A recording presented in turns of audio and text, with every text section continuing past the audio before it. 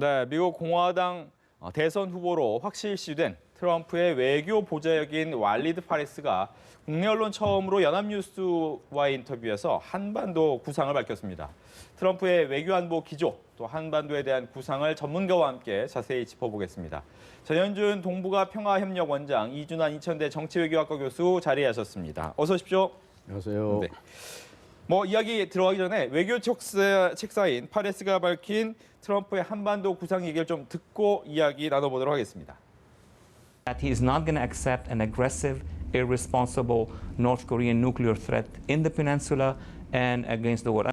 Well, Mr. Donald Trump basically wants to be a president who would never abandon his allies. He always wants to show the maximum. And a negotiator shows the maximum, and then you have reality. This one scenario is the last scenario to consider. Mr. Trump is not going to jump to this last scenario. He wants to go back to ground zero in each one of these agreements. 네, 트럼프의 외교 보좌역인 파레스가 밝힌 한반도 구상, 앞에 잠깐 나오긴 했지만 이 정도가 주요한 내용입니다. 어떤 일이 있어도 한국을 버리지 않겠다. 또 한국의 방위 분담금, 한국 정부가 더 많이 분담은 해야 된다. 또 한미 FTA 원점에서 재검토하겠다. 북한의 위협을 받는다면 한국을 지키겠다라는 부분이 이제 큰 내용이 되겠습니다. 이 내용을 하나하나 좀 들어가기 전에 먼저 이준환 교수님께 이 외교 보좌역인 파레스 어떤 사람이길래 이렇게 트럼프가 믿고 있습니까? 지금 외교가에서는 주류다 네. 또는 거물이다, 정통이다 이런 말은 안 나오는데 이름에서도 나타나다시피 이 중동의 레바논 출신입니다. 거기에서 나고 자라고 공부를 한 다음에 프랑스에서 유학 가고 미국에 와서 미국에서 또 박사학위 받고 지금 현재는 워싱턴 DC의 한 대학의 부총장을 하고 있는데 아무도 트럼프에 대해서 외교 전문가들이 관심을 안 기울일 때 나는 트럼프를 지지하겠다 이런 선언을 하고 처음부터 이 외교 분야에 대해서 문외한인 이 트럼프를 도와서 외교 분야 또 대테러 분야 또 중동 문제에 대해서 자문도 하고 또 외교 문제를 이해하는 데 돕고 이런 역할들을 초기부터 해왔습니다. 그래서 지금 흔히 외교의 3인방이라고 그러는데 그중에 한 분이고 그래서 지금 현재 연합뉴스에서 인터뷰를 해서 지금 이런 중요한 문제가 한국에도 소개가 되고 있는 것 같습니다. 예전에 이제 밋 롬니의 외교보좌관 역할도 했지만 어떻게 보면 힘없는 트럼프를 가장 먼저 지지를 해주면서 여러 가지 신임을 좀 많이 받고 있다라고 해석을 하면 될 것 같습니다. 전 원장님, 지금 한 4가지 정도 구상이 나오는데 이 중에서 가장 눈에 띄는 부분은 어느 겁니까? 일단 제일 마지막 것을 좀 봐야 될 것 같습니다. 그러니까 첫 번째하고 좀 비슷한 겁니다만은 한국을 지키겠다. 한국을 버리지 않을 것이다 그렇게 얘기를 한 거 아닙니까? 그런데 트럼프는 그런 식으로 얘기를 안 했죠. 그렇잖아요. 그렇죠. 북한이 침략해도 우리는 거기에 알아서 방해해라 이런 알아서 얘기를 방해하고 했죠. 개입하지 않겠다는 식으로 얘기를 했고 또 핵 문제에 대해서도 매우 파격적인 발언을 했지 않습니까? 한국도 핵 개발하고 일본도 핵 개발하고 이런 유사한 얘기를 해가지고 우리를 또 경악해 했습니다만은 이번에 파레스가 조금 그런 것에 대해서는 완화시키고 좀 안정감을 찾도록 한 것 같습니다. 실제로 만약에 된다고 한다면 저렇게 파격적이고 정말 한미동맹에 기본적으로 훼손이 가는 그런 문제들을 추진할 수 있을까 그런 생각이 듭니다. 미국은 인치국가가 아니고 일종의 법치국가, 제도적인 장치가 마련된 그런 국가들이기 때문에 달라지겠죠. 지금은 페레스도 얘기를 했습니다마는 이건 선거용이다. 흔히 정치에서 그렇지 않습니까? 선거 때 무슨 말을 못해? 그런 거 있지 않습니까? 지금 그런 것 같아요, 트럼프도. 알겠습니다. 이준환 교수님께서는 이 4가지 중에서 어느 게 좀 눈에 띄셨습니까? 글쎄요. 저는 한미 FTA 원점에서 재검토하겠다 이것도 눈에 띄는데요. 사실 저 4가지 얘기 이렇게 보면은 저거 트럼프가 하는 얘기야 아니면 옛날에 한국에서 나왔었던 얘기들인데 이렇게 느끼는 부분도 있어요. 한국에서 한미 FTA 재검토 했으면 좋겠다라고 하는 의견이 과거에 있었고 또 지금 트럼프는 방위 분담금을 많이 안 하면 주한미군 철수할 수도 있다. 또 전쟁이 나도 알아서 지켜라, 핵 개발해다. 이런 건데 핵 개발 얘기도 한국에서 나온 얘기가 있었고 또 주한미군 철수도 한국에서 나온 얘기가 있어서 저게 과연 트럼프의 한반도 구상이라고 할 수 있을 것이냐라고 할 정도인데 입장이 좀 출발점부터 좀 다른 게 있습니다. 그렇지만 지금 전 원장님께서 잘 설명했지만 트럼프가 경선을 할 예. 때보다도 조금 후퇴를 해서 방위 분담금을 50%에서 100%라 얘기했는데 뭐 좀 더 많이 내라는 차원이다. 네. 그리고 전쟁이 나도 끝까지 지키겠다 이런 그 뭐 약간의 후퇴 얘기인데 그렇습니다. 지금 후보가 되면 예. 또 그다음에 전당대회 할 때 또 저 입장들이 조금 완화될 것이고 또 만약에 대통령이 된다 하더라도 대통령이 저런 공약을 내걸었다 손 치더라도 의회에서 저런 것이 입법으로나 예산으로 지탱이 돼야 되거든요. 근데 저런 것이 미국의 전통적인 외교 정책에서 일정 정도 바꿔지는 것이기 때문에 저것을 실제로 대통령으로 만약에 됐을 때 그 고스란히 지킬 수 있을 것이다. 그걸 예상하기는 좀 어렵고요. 실제로 카터 대통령이 네. 주한미군 철수하겠다고 했었지만 철수도 못하고 끝난 것이 있기 그렇죠. 때문에 네. 예, 이런 것은 선거용일 수도 있고 앞으로 많이 변할 가능성도 남아있다 봅니다. 알겠습니다. 하나하나 좀 더 자세히 설명을 해봐야 될 것 같은데요. 이 부분입니다. 먼저 정 원장님께 질문을 드려야 될 부분인데 네. 항상 트럼프 얘기했던 것이 주한미군 우리가 주둔시키는데 너희들 돈 너무 안 내고 있다 이런 얘기를 하니까 하버드의 한 학생도 역시 얼마나 낸지 아십니까? 라고 질문할 정도였단 말이죠. 뭐 이 추이를 보셔도 2001년부터 계속해서 올라오고 있는 상태고 상당히 많은 액수를 내고 있단 말이죠. 하지만 그렇습니다. 앞으로 더 많이 낼 가능성이 높아졌다라고 보는 시각이 있습니다. 이 부분은 어떻습니까? 그렇게 될 가능성이 높다고 봅니다. 네. 그러니까 뭐 트럼프뿐만 아니라 미국 내 상당히 많은 사람들이 한국이 무임승차하고 있다. 안보 무임승차하고 있다. 그래서 분담금을 더 내야 된다. 그런 생각을 갖고 있는 것 같고 예. 그러니까 트럼프가 저렇게 자꾸 우리가 볼 때는 파격적인 얘기를 한 것도 사실은 미국의 중하층 백인들의 생각들을 대변한다고 그렇게 봐야 됩니다. 네. 그러니까 일종의 신고립주의라고 그렇게 보통 국제정치학자들이 얘기를 합니다만은 미국이 전반적으로 이제 경제가 나빠지고 세계적 차원에서 힘이 빠지면서 특히 이제 국방비가 너무 많이 들어가는 그런 상황 속에서 왜 우리가 남은 나라 그 방위를 책임지면서 우리가 돈을 내야 되느냐? 그 국가가 돈을 내야지 이런 식으로 얘기를 하거든요. 그 네. 대표적인 나라들이 한국, 일본, 뭐 유럽 이런 나라들이거든요.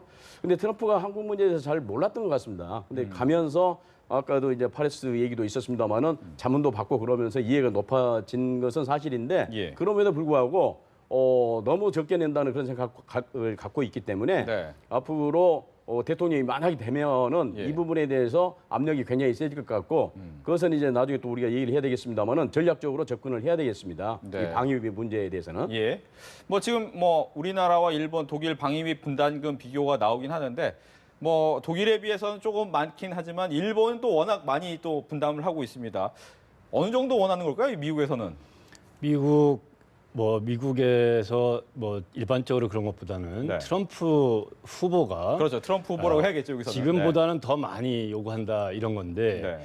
지금 나토에 주둔해 있는 기지들의 또 방위 분담금을 또 유럽 각국에서 또 분담을 해야 되는 것도 있고 예. 그것도 있고 일본의 그 분담금도 좀 높이겠다는 건데요. 이걸 한국에서만 우리만 줄여달라 하기는 어렵고 네. 다른 국가들의 방위 분담금에 같이 연동을 해서 예. 대처를 해야 되지 않을까. 실제로 이 한국의 이 지금 논의가 되는 이유는 네. 나토나 일본에 비해서 타겟으로 삼기 쉬운 존재이기 때문에 한국의 방위 분담금 얘기를 더 하는 것이거든요. 예. 그래서 한국의 입장은 이것을 다른 국가들과 방위 분담금의 형평성 차원에서도 접근을 해서 합리적인 조정을 해 나가야 되지 않을까 싶습니다. 네.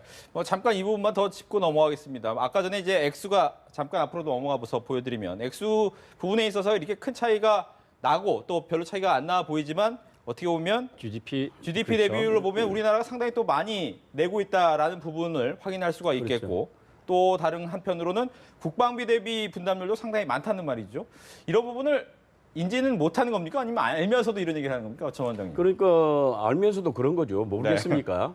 그래서 이제 실질적으로 우리가 협상을 할 때는 좀 얘기를 해야 될 것 같습니다. 그러니까 직접비적인 그런 성격에 있어서는 우리가 뭐 상대적으로 일본보다는 적을지 모르지만은 예. 아까도 이제 표가 있었습니다만은 GDP 대비를 했을 때는 우리가 일본보다 많이 부담을 하고 있는 거고, 그다음에 우리가 비용을 부담함에 있어서 뭐 예를 들면 고속도로 통행료부터 시작해서 훈련장을 제공한다든가 주둔 지역을 제공한다든가 하는 그런 계산이 안 된 비용이 굉장히 많습니다. 네. 일종의 이제 간접비라고 할 수 있는데요. 그런 것까지 따진다고 한다면은 주한미군 주둔비가 총 2조 6천억 정도 된다고 그럽니다. 거기에서 우리가 70% 실질적으로는 보통 40%로 계산하는데 네. 실질적으로는 그런 간접 비용까지 다 되면은 70%를 되고 있다. 아하. 일본은 그런 것들을 계산해서 지금 그 주둔비를 일본은 계산하는데 우리는 그런 것들이 간접비가 빠져 빠져 있고. 있거든요. 네. 그러니까 실질적으로 간접비까지 계산을 하게 되면은 1조 4천억, 5천억을 부담하고 있는 거다 우리가. 이런 것들을 계산해달라. 네. 그러니까 우리도 국가 이익 차원에서 접근을 해야 되겠죠. 만약에 그렇군요. 이렇게 되면은. 알겠습니다. 다음으로 넘어가 보면 이제 한미 FTA 부분입니다. 앞서서 이준환 교수님도 이거 과거에 우리나라에서 나왔던 얘기 아니냐라고 얘기할 정도인데 지금 보면 아예 처리하는 것은 아니다. 이렇게 이제 약간 물러서긴 했지만 이 부분에 대한 고민이 좀 있긴 있어 보입니다. 왜 이런 고민을 할까요? 예, 지금 트럼프는 American First, America First입니다. 네. 미국 우선이다. 미국 노동자들이 지금 일자리를 잃고 있고 무역 악화되고 있다. 이것을 내가 지키겠다. 그래서 지지도 받고 대통령이 돼서 그걸 수행하겠다. 한미 FTA 재협상하겠다. 이런 주장이죠. 예. 그런데 이것이 실제로 재협상을 하게 될지 또는 이것을 없는 것으로 돌릴 수 있을지 이거는 아직 그 유보적인 거고요. 네. 현재까지 뭐 미국에서 쌍방 간의 이런 조약이나 협정들을 맺었는데 일방적으로 파기하거나 특히 미국이 다른 국가들과 FTA를 맺고 있는데 그것을 일방적으로 뭐 재협상을 했거나 없앴거나 이런 사례는 없습니다. 그래서 그것이 고스란히 지금 뭐 재협상을 하겠다 또는 파기가 될 것이다라고 하기는 어렵고요. 예. 다만 뭐 이 법적인 절차상 뭐 이 한쪽이 이 재협상을 요구하거나 없애려고 한다라면 그런 의향을 문서로 제출하고 그로부터 180일 이후에부터는 그 효력이 없어질 수도 있는데 이것을 양국의 국회가 인준을 한 거거든요. 네. 미국에서도 이것을 만약에 재협상을 하거나 없애거나 한다라면 그 절차에 상응하는 것들을 밟아야 될 거기 때문에 예. 이렇게 말같이 쉽지는 않을 거라고 봅니다. 알겠습니다. 또 한 가지 이제 전현준 원장님께 질문 드리고 싶은 부분이 보통 오바마 행정부 같은 경우는 북한에 대해서 지금은 약간은 당근 정책이 많이 없어졌지만 당근과 채찍을 계속해서 좀 유지해 왔단 말이죠.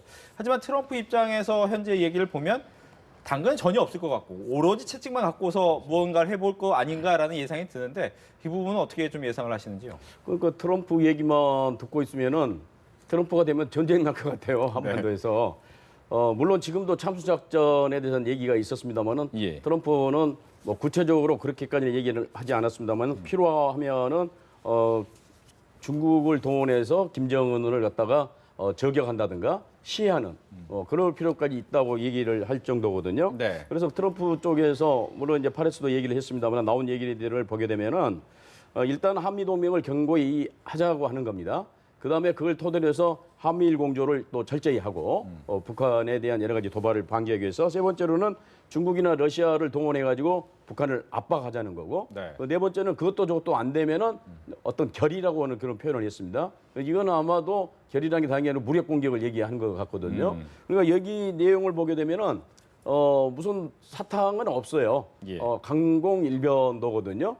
그렇다고 해서 뭐 오바마 대통령이 큰 시혜를 베풀었냐 그것도 아닙니다. 대화도 하지 않고 네. 전략적 인내를 계속 통해서 압박을 했었는데 그보다는 더 강도 높게 북한을 압박할 가능성이 있고 그렇다고 한다면 사실은 중국이 이 미국 말을 듣고 북한을 설득할 가능성은 거의 없습니다. 예. 중국, 러시아가 그렇잖아요. 그런 상황 속에서 북한은 또 다시 각종 도발을 하게 되고 그러면 트럼프 성질에 가만히 있지 않을 거고 그러면 이상한 김정은이가 만나게 되면 네. 충돌할 가능성이 굉장히 높은 걸로 좀 우려를 하고 있습니다. 알겠습니다. 문제는 이제 트럼프란 사람이 어떻게 보면 미국 대선이 그렇게까지 이제 많은 전 세계적 관심은 아니었습니다. 되면 누가 되겠구나 했는데 이번에 관심 있는 이유는 너무 예상 외의 인물인 트럼프란 사람이 대선에서 나와서 또 지금 보시는 것처럼 지지율도 상당히 높게 나오기 때문에 진짜 될 거 아닌가 이런 생각이 좀 나오기 때문이거든요. 이준환 교수님, 도널드 트럼프의 백악관 입성 가능성 어느 정도 보십니까? 가능성이 뭐 많지는 않지만 네. 또 그렇다고 전혀 없는 상황은 아닙니다. 지금 지지율의 추세를 보면 상당히 격차가 좁혀졌고 그렇죠. 거의 지금 뭐 오차범위 안에서요. 심지어 트럼프가 힐러리보다도 높아진 네. 여론조사 결과도 있다. 이런 그 보도도 있는데요. 미국의 대통령 선거는 저렇게 전체 지지율 합산으로 되는 게 아니라 주마다 승자 독식에 의한 선거인단 계산에 의해서 된단 말이죠. 그러면 전국적으로 저렇게 지지율이 올라갔다 하더라도 주마다 선거인단을 얼마나 확보하고 있느냐에 따라서 네. 선거 결과가 되기 때문에 지금 주별로 계산을 해보면 도널드 트럼프가 힐러리에 비해서 그렇게 우세한 상황이 아니다. 특히 미국에서 전통적으로 한 번은 뭐 공화당을 지지했다, 한 번은 민주당을 지지해와는 이른바 이제 부동층 그런 부동층이 몰려 있는 스윙 스테이트가 한 10개 정도로 구분하는데 네. 그 10개 정도의 주에서 아무리 뭐 잘해도 지금 현재로서는 힐러리가 좀 앞서가고 있다라는 건데 다만 지금 힐러리 클린턴은 이메일 게이트로 인해서 FBI에 소환될 가능성이 있는 그리고 수사가 굉장히 본격화되어 있는 상황이고 또 도널드 트럼프는 이 언론을 잘 다루고 네. 또 자극적이고 순발력 있는 언행을 해서 힐러리를 굉장히 공경에 취할 수 있게 만들 수도 있는 자질을 갖고 있는데 예. 반대편으로 또 트럼프는 지금 여성 문제라든지 또 납세라든지 재산 형성 문제에 대해서 언론사건 또 이 지금 굉장히 밀도 있는 그 조사를 하고 있는 중이거든요. 예. 그래서 이런 것들이 이 선거 결과, 선거 과정에서 굉장히 그 영향을 줄 거고 선거 결과에서도 좀 주지 않을까. 그래서 네. 현재로서는 트럼프가 될 가능성이 전혀 없는 건 아니지만 네. 앞으로 좀 봐야 된다 이렇게. 알겠습니다.